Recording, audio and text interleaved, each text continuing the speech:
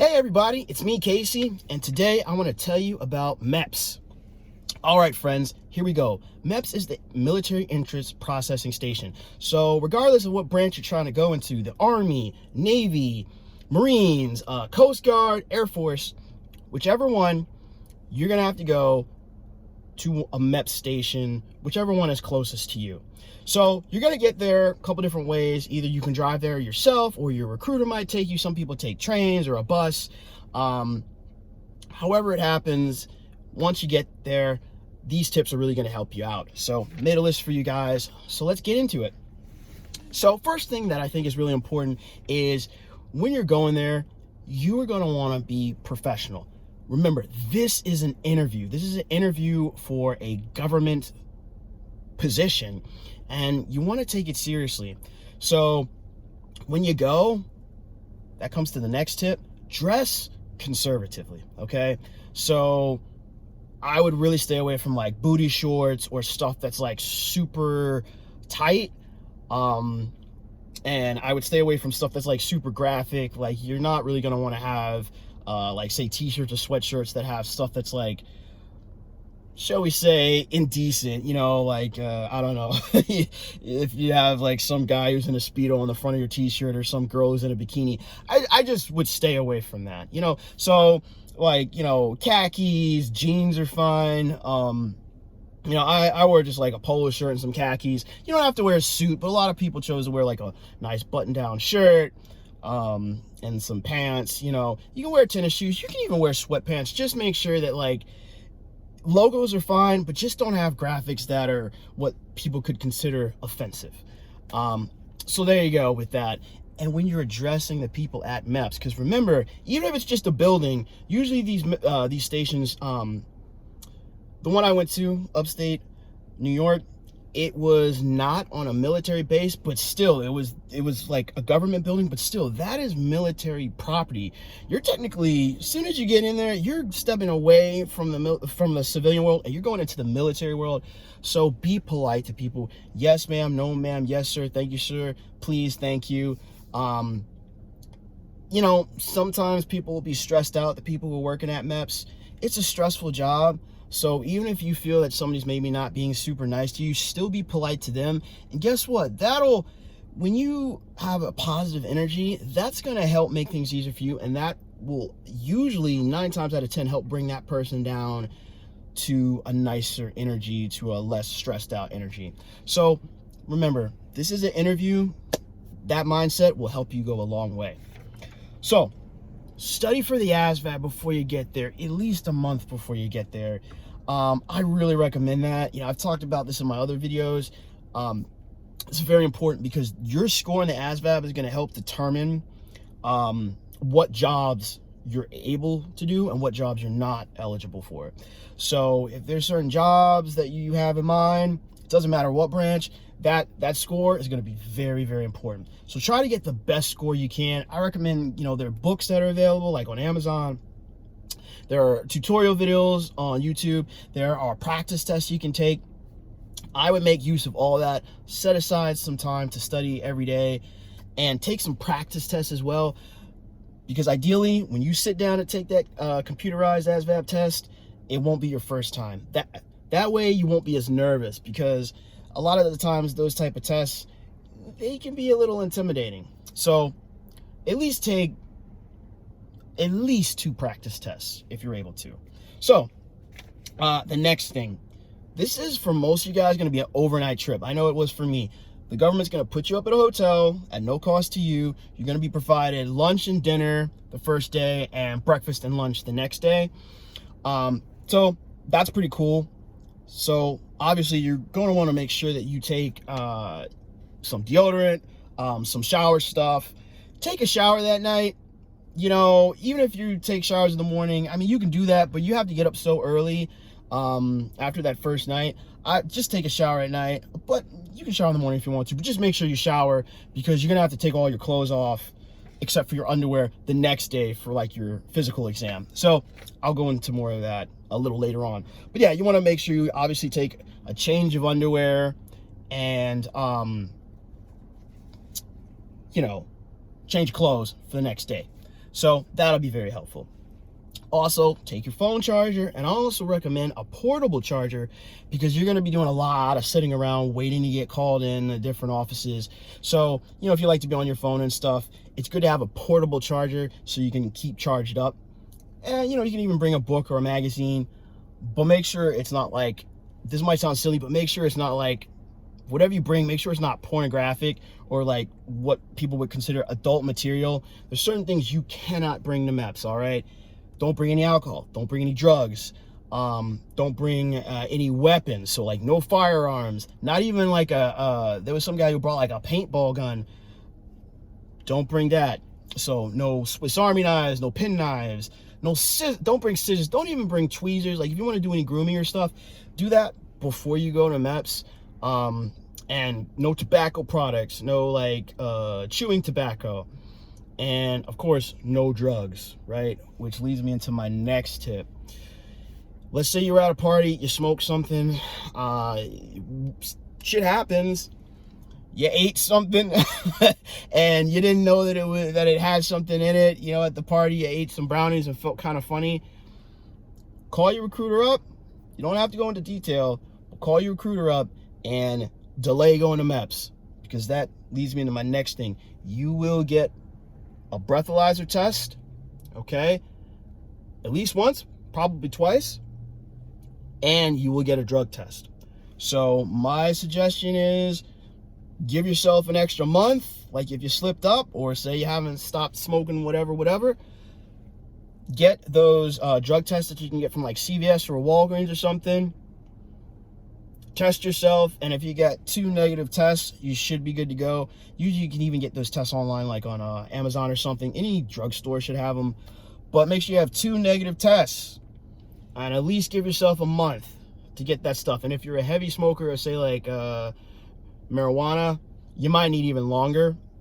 Like if you've been a daily smoker for months, you're gonna need longer to get that out of your system. If you smoked once or something, it should be out of your system in 2 to 3 weeks. But still, everyone's different. Everyone's metabolism is different.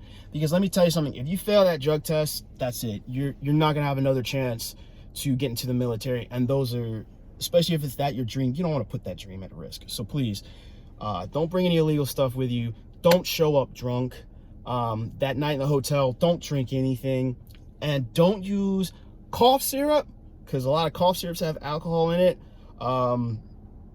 And don't use Listerine or any type of mouthwash that has alcohol in it, because that actually has caused some people to fail the breathalyzer test. Those breathalyzer tests are very sensitive that they use. So be careful, be careful, be careful. All right? So, because we want to make sure you succeed, right? So with your recruiter, there's actually this long questionnaire that you're going to fill out about your medical history and everything. Ask for a copy of that from your recruiter. That way you can take that copy with you and fill it out exactly how you filled it out with your recruiter, because you're going to have to fill that same form out again from memory, and that's how they try to catch a lot of people. A lot of people be like, I forget if I said yes or no to this question. It could be a simple question that really doesn't mean a lot. But if you, let's say with your recruiter, with that form that you turned in, it says yes, but you slip up, or maybe you're tired and you say no, they're going to stop you right there and they're going to send you home. And you're going to have to fill out a whole bunch of more paperwork, and you're going to have to come back. It's going to be a headache. I asked for a photocopy of that long ass questionnaire and I took it with me, pulled it out of my pocket, and filled it out exactly how I filled out with my recruiter. Saved me a lot of time and headache. It's a little tricky how they try to get you. It's weird because it's like the military obviously needs people, so they kind of want you to succeed, and yet it's a filter. It's like filtration. They're trying to catch people out. They're trying to call people out.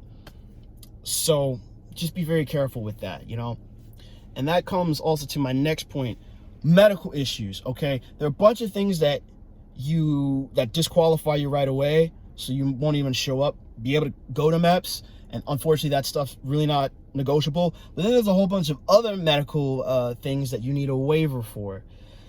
So they might ask you for paperwork. That process usually should have started before you even get to MEPS. I know for me, I needed to get a medical waiver for a pin that I have in my foot. major stuff like that, you don't want to lie about that. You don't want to lie about, say, if you have pins or broken bones or stuff like that, because I remember a guy actually told me, oh, just lie to them about that pin in your foot, because it took me like 6 months to get my waiver, and it was frustrating, but I'm glad that I told the truth and waited and went through that whole process. Because can you imagine, you know, I get through boot camp and all this other stuff, but can you imagine I'm like, you know, deployed or doing something, and I injure my foot, they take an x-ray, they look at my medical records and say, what's that pin doing? Guess what? That's happened to people. Medical issues have come up that they weren't honest about, and they get a dishonorable discharge. So I was like, no way. So that's something you want to talk to your recruiter about. Now, on the flip side of things, let's say, you know, I know this one dude, he was a super heavy smoker of weed. Him and his recruiter worked out, hey, and this is kind of on that border shadow line, but, you know, basically he had stopped like 2 months before he saw his recruiter, and he basically had to sign a waiver saying that he obviously wasn't going to smoke anymore, but he said that he had only smoked a few times. He didn't say that he was a heavy smoker, because that would have made it harder to get the waiver. So this is where you really want to talk to your recruiter and see, with a lot of this medical stuff and past drug use, you're going to have to work it out with your recruiter, how you want to present your case, okay? So that's between you and your recruiter. That brings me to my next point, though. Once you go to MEPS, don't deviate from what you put on that form. They might try to pressure you and say, like, oh, are you sure that this condition is not more severe, that condition is not severe? No, you just stick to what you put on the form, because if you don't, they could catch you out and they'll send you home. So whatever you put on that form with your recruiter, like I said, take a photocopy of that form with you and stick to what's on the form. Don't say more, don't say less, okay? Because they do unfortunately try to trip you up sometimes to disqualify you. So you don't, it's a lot of it's a mind games. Just stick to what's on the form, okay? All right. So next thing,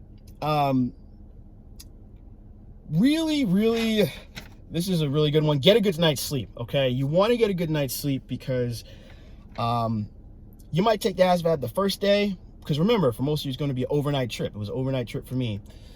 People, you know, a lot of the times, like my roommate, he wanted to go swim in a pool of the hotel. He wanted to have fun. I went to sleep. I brought earplugs. I wrapped the bandana over my eyes, make sure I could get some sleep, because he was kind of wild. He was a nice guy, but kind of just jittery and stuff. I think he was nervous. He was so tired the next day. He bombed the ASVAB, and that messed him up. Poor dude. Get a good night's sleep, and you're gonna have to get up early too. You're probably gonna be in your hotel room by no later than about like 7, 8 p.m. Take a shower, set your clothes out and your stuff out for the next day, call some people, whatever you want to do, FaceTime with some people you love, positive people, and go to bed. Go to bed by like 9:30, 10 at the latest, because you're gonna have to get up between 4 or 5. It just depends on what MEPS you're visiting. You're gonna have to get up early, and especially if you're not used to getting up that early, that might mess you up. So yeah, just make sure that you try to get a good night's sleep. You might have a little bit of jitters or whatever, but there are a lot of good meditation apps with relaxing music. You know, bring your headphones, bring your iPods. I'm sorry, not your iPods, your AirPods, and like, you could bring an iPod if you wanted to, if it has relaxing music. That works too. But, you know, do whatever you have to do to make sure you get a good night's sleep, please. All right. So make sure you bring a portable charger. Talked about that. And also, this might sound silly, but we're getting now to the part where we're talking about, you know, the medical exam. All right, ladies, you're gonna have to get a pelvic exam. Sorry, I know it's not very comfortable. Guys, you're gonna have to drop your underwear. You're gonna have to bend over and cough. They're checking to make sure you don't have hemorrhoids. And women, you know, you're getting a pelvic exam, you know, to make sure that everything's good down there. It kind of sucks, but that is part of the process, so be prepared for that. You're also going to have to strip down to your underwear. So just underwear for men, and for women, down to your bra and underwear, because they're going to make sure that you have all your limbs, you know, that you can bend a certain way. You know, remember, this is a physical and mental exam. This is the most comprehensive interview that you've ever done. But this is for military service, so they want to make sure that you're fit mentally and physically. All right, so in terms of underwear, guys, I recommend not wearing tighty whities or boxers, because you know stuff might slip out and you're gonna have to bend all and do all these movements and stuff. They want to check your flexibility and everything, like I was saying. So I recommend either just dark colored spandex or dark colored boxer briefs. Okay, kind of holds everything in and you know, so nothing falls out, and you'll be more comfortable that way. For women, I recommend a sports bra and either like boy shorts or spandex, or you know, if you don't want to deal with that, underwear that's like more covered, if that makes sense. No thongs for men or women. I remember this one dude, he had a zebra thong on. I think he thought it would be funny, and it was, but they sent him home and he wasted like a whole day and night, and he's gonna have to repeat it all and everything. That doesn't look good. So remember, just be conservative. No thongs. So, you know, I really hope that this helps, guys. If you have any other questions, you know, post them below, and I'm actually gonna make another video that goes into ridiculous detail, like really detailed, like what happened hour by hour from my MEPS trip that I did. So thank you guys so much for watching. Please share this with somebody if you think it'll help them. Like this, because it really helps me with the with the YouTube algorithm. Sorry, I haven't had any coffee, but it really helps out. So thank you so much, and stay safe, everybody, and I will see you in the next video.